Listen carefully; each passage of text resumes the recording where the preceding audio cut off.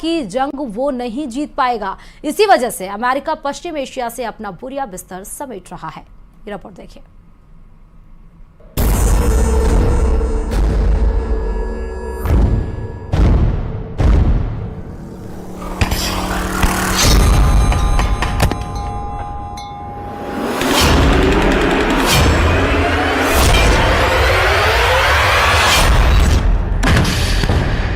Iran के war game का पूरा प्लान सामने आ गया है।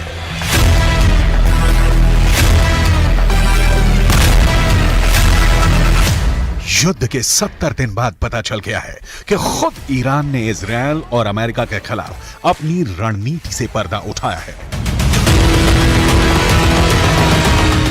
ईरान ने बता दिया है कि उसका अगला वार क्या होगा, कहां होगा और कब होगा।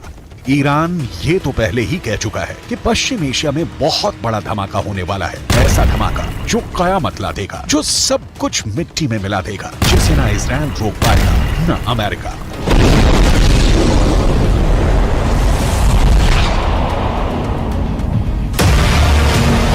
पर अब ईरान ने जो कहा है उसने अमेरिका और इजरायल की सांस हलक मिला दी है। ईरान की सेना की ब्रांच IRGC यानी इस्लामिक रिवॉल्यूशनरी गार्ड कोर के प्रमुख ने पूरी दुनिया के सामने सीना ठोक कर साफ साफ कहा है कि गाजा की लड़ाई तो बहुत छोटी है। ईरान का मकसद इजरायल को बहुत बड़ी जंग में घसीटने का है। इतनी बड़ी और पेचीदा जंग जिससे इजरायल और उसका दोस्त अमेरिका जितना बाहर निकलने की कोशिश करें उतना ही दलदल की तरफ फंसते चले जाएं।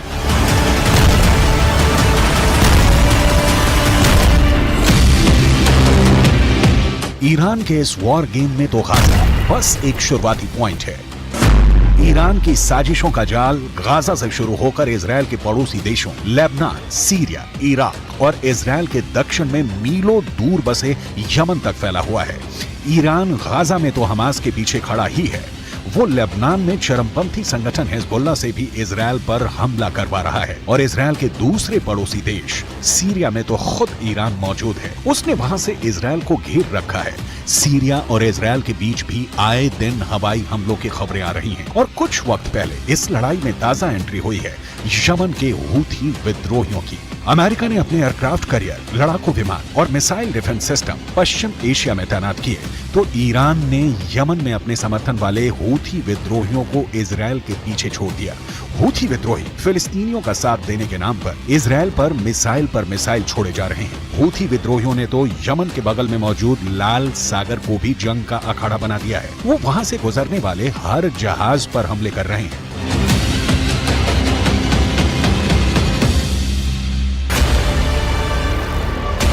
हूथी विद्रोहियों ने कसम खाई है कि जब तक इजरायल गाजा में शांत नहीं होगा तब तक लाल सागर से उसका एक जहाज नहीं निकलेगा। हूथी लड़ाके लाल सागर में इतने हमले कर रहे हैं कि खौफ के मारे जहाज कंपनियों ने वो रूट पकड़ने से ही तौबा कर ली है। इस वजह से एशिया से यूरोप और यूरोप से एशिया जाने वाले पानी के जहाजों को पूरे के पूरे अफ्रीकी महाद्वीप का लंबा चौड़ा चक्कर लगाना पड़ रहा है, जिससे सफर महंगा हो रहा है और पूरी दुनिया पर उसका असर पड़ने लगा है। इसलिए अमेरिका और ब्रिटेन जैसे उसके दोस्तों को लाल सागर की पहरेदारी करनी पड़ रही है। हूथी विद्रोहियों से लड़ने के लिए उन्हें अपने जंगी जहाज समंदर में उतारने पड़े हैं और एक दिन पहले तो हूथी विद्रोहियों ने ड्रोन से ऐसे ताबड़तोड़ हमले किए कि अमेरिका और ब्रिटेन ने लाल सागर में 15 ड्रोन मार गिराए। तो क्या ईरान की चाल में फंस गए हैं अमेरिका और इजरायल? अमेरिका और इजरायल अपने ताकतवर हथियारों और पैसे के दम पर गाजा की जंग लड़ रहे हैं, मगर ईरान की IRGC के हेड मेजर जनरल हुसैन सलामी ने दो टूक कहा कि पश्चिम एशिया की जंग ना पैसों से जीती जा सकती है ना हथियारों से। उन्होंने अमेरिका पर बेहद तीखा वार किया और पूछा कि क्या अफगानिस्तान पर कब्जा अमेरिका को जीत दिला पाएगा? क्या अमेरिका इराक में टिक पाएगा? क्या अमेरिका सीरिया में जीत पाया या उसने वहां सिर्फ पैसा पानी की तरह बहाया? क्या अमेरिका करोड़ों डॉलर खर्च करके लेबनान या यमन में कुछ हासिल कर पाया या फिर उसे हार कर मैदान छोड़ना पड़ा? ईरान के मेजर जनरल ने अमेरिका पर जो सवाल उठाए वो अहम है। अफगानिस्तान उसका सबसे ताजा उदाहरण है। अमेरिका ने वहां 20 साल तक अपनी सबसे लंबी जंग लड़ी, मगर 2 दशकों में भी वो वहां से तालिबान का सफाया नहीं कर पाया।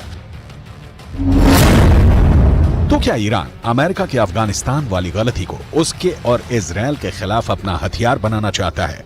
क्या गाजा को इजराइल के लिए अफगानिस्तान बना देगा ईरान?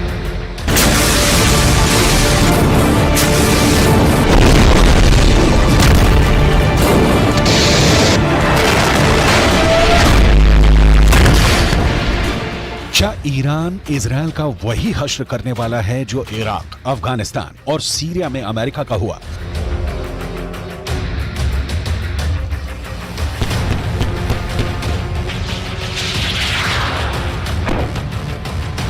ये सवाल इसलिए क्योंकि जिस दूसरे विश्व युद्ध के बाद अमेरिका सुपर पावर बनकर उभरा, उसके बाद वो मुश्किल से ही कोई अहम जंग जीता है। अमेरिका के साथ मुश्किल यह है कि वो एक साथ दुनिया के अलग अलग कोनों में कई मोर्चों पर लड़ रहा है। और जयपुर से बड़ी खबर आपको बता दें, जेजेएम यानी कि जल जीवन मिशन में भ्रष्टाचार का महा बड़ा खुलासा हुआ है। एनजेजेएम की रिपोर्ट में बड़े भ्रष्टाचार का खुलासा हुआ है। एनजेजेएम की टीम ने की थी मामले की जांच। रिपोर्ट में भ्रष्टाचार और अनियमितताओं से पर्दाफाश हुआ है। बेहद घटिया गुणवत्ता सामग्री लगाए जाने का खुलासा हुआ। केंद्र की थर्ड पार्टी इंस्पेक्शंस के निर्देशों की धज्जियां उड़ी हैं। बड़ी खबर आपको बता रहे, इस बीच में जयपुर से बड़ी खबर, जेजेएम में महाभ्रष्टाचार का बड़ा खुलासा किया गया है।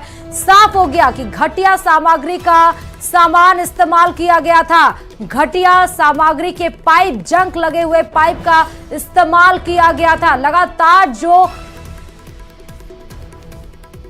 जेजेएम के कार्यों में कई चौंकाने वाले खुलासे, प्लानिंग और डिजाइनिंग की सामने आई हैं। डीपीआर में भी भ्रष्टाचार, घटिया क्वालिटी के लगाए गए प्लास्टिक पाइप, बिना लैब टेस्ट के ही ये घटिया पाइप लगाए गए। ठेकेदारों को रंगीन बिलों का नियम के खिलाफ भुगतान किया गया है। जांच रिपोर्टों में भारी अनियमितताओं का एक बड़ा खुलासा हुआ है। एनजेजेएम की टीमों ने पेश की है जेजेएम के कामकाज की रिपोर्ट। और इस खबर पर हमारे संवाददाता राकेश जुड़े हैं। राकेश, आखिरकार खुलासा हो ही गया। जेजेएम के कार्यों में कई ऐसे अहम खुलासे हुए हैं। एक महाभ्रष्टाचार का पोल अब सामने आ गया है। राकेश, बिल्कुल, देखिए, जिस तरीके से न्यूज 18 लगातार जल जीवन मिशन में भ्रष्टाचार के मामले उजागर करता रहा है, उसके बाद राष्ट्रीय जल जीवन मिशन, जो केंद्र सरकार की एक बहुत बड़ी एजेंसी है, उसने इस जल जीवन मिशन के कार्यों की समीक्षा की है। और जो रिपोर्ट आई है वो बेहद चौंकाने वाली है। चूंकि पिछली सरकार ने राजस्थान में जो जल जीवन मिशन के कार्य करवाए गए हैं, उन कार्यों में बहुत बड़े पैमाने पर भ्रष्टाचार हुआ है। यहाँ तक कि जहां पर जो स्टील के पाइप लगने थे, उन पाइपों की जगह प्लास्टिक के पाइप लगाए गए। और चौंकाने वाली बात यह है कि इन प्लास्टिक के पाइपों की गुणवत्ता भी जांच नहीं की गई। हाँ। और रनिंग बिलों का ही ठेकेदारों को भुगतान कर दिया गया। यानी जहां पाइप, जो लोहे का पाइप लगभग 2 से 2.5 हजार रुपए का एक अगर पाइप माने हम, तो वो उस पाइप की जगह एक 150 रुपए का पाइप लगाया गया और उसकी जांच के बिना ही भुगतान किए गए। साथ ही जो एक हमेशा डिजाइन और जो अप्रूवल का जो एक कंसेप्ट होता है, ड्राइंग डिजाइन, उसकी बिना अप्रूवल के ही निर्माण कार्य शुरू किए गए।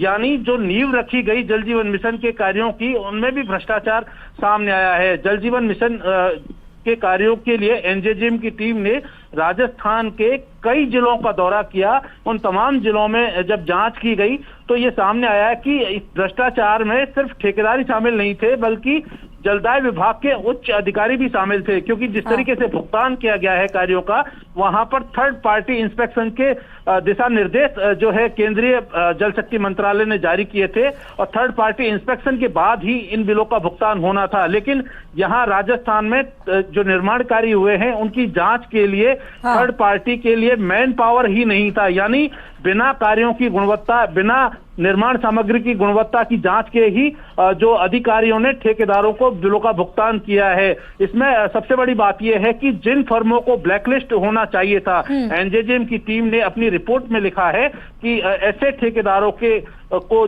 जो विभाग के अधिकारी और संबंधित एजेंसियां हैं, उन्होंने जो है कहीं ना कहीं बचाया है और उनके साथ उनकी मिलीभगत संलिप्तता भी सामने आई है। जो पाइप लगाए गए हैं, डीआई पाइप और जो एचडीपी पाइप है, उन पाइपों के लिए जो फैक्ट्री के दिशा निर्देश थे कि क्या कुछ वहां पर होना चाहिए था, किस तरह की गुणवत्ता मेंटेन करनी चाहिए थी, वो भी उन फैक्ट्रियों में नहीं पाई गई। तो लगाई गई निर्माण सामग्री में तो बिल्कुल ही नहीं पाई गई है। राकेश, यानी इसका मतलब ये है कि इतना बड़े सीमा पर भ्रष्टाचार और किया गया है और इसीलिए जब बारिश या मौसम खराब होता है तो जीवन लोगों के अस्त व्यस्त हो जाते हैं, सड़कों पर पानी जल भराव की समस्या आने लगती है। बहुत बहुत शुक्रिया राकेश तमाम जानकारी देने के लिए इस खबर पर। तो जेजेएम में महाभ्रष्टाचार का महाखुलासा हुआ है। नेशनल यानी कि केंद्र जल जीवन मिशन ने